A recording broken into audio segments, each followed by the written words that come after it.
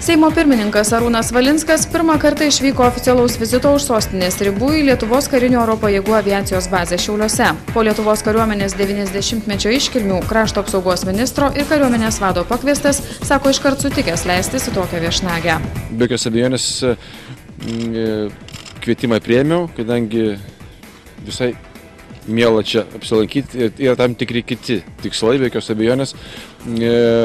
Seimo pirmininkas neformuoja užsienio reikalų politikos, bet tam tikri, sakysim, vizitai arba dar kažkur gali parodyti apskritai mūsų tvirtą apsisprendimą tuo pačiu keliu, kuris yra nurodytas eiti ir ateityje. Kalba eina apie Euro-Atlantinę integraciją tolimesnį. Neseniai iškeptas Seimo pirmininkas susitiko su krašto apsaugos ministerijos vadovybė, prisistatė NATO oro policijos misiją atliekančiai Jungtinių Amerikos valstijų kontingento vadovybei ir sėdo į JAF naikintuvą F-15.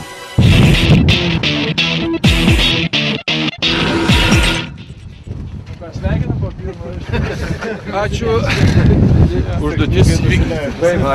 Įspūdingais vaizdais pasigėrėjęs Arūnas Valinskas apstulbęs nuo įspūdžių Šiaulių oro uoste. Nepakartojami. Ypač kai išvažiavo į pakilimo taką naikintuvai, tai tokie, sakysim, atrodo, kad Lietuvoje nėra ugnikalnių. Galiu pasakyti, kad yra. Tai tokie prabundantys žvėris. Tai iš tiesų įspūdinga. Seimo pirmininkas neslepia į tautos išrinktųjų gretas įsiliejęs tam, kad formuotų Seimo narių suvokimą ir skatintų dirbti. Alkoholio vartojimo Seime draudimas vienas iš pirmųjų žingsnių.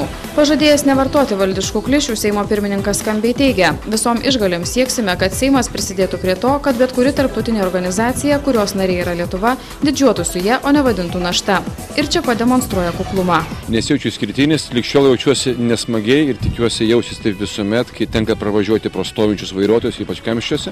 O jeigu kai kurie kolegos, ypač žurnalistai, kurių darbo specifiką žinau ir ypač politologai, reiklumą savo ir kitiems vadina pasikėlimu, tai ką darysi? Bet mes nesiruošim pasivadinti tautos pasikėlimo partiją. Vos kelias minutės skiria žiniasklaidai, Seimo pirmininkas neatsisakė šelmiško gesto. Pakvietė visus į artėjantį gimtadienį. Reporterė Asta Stankūnienė, Šiauliai.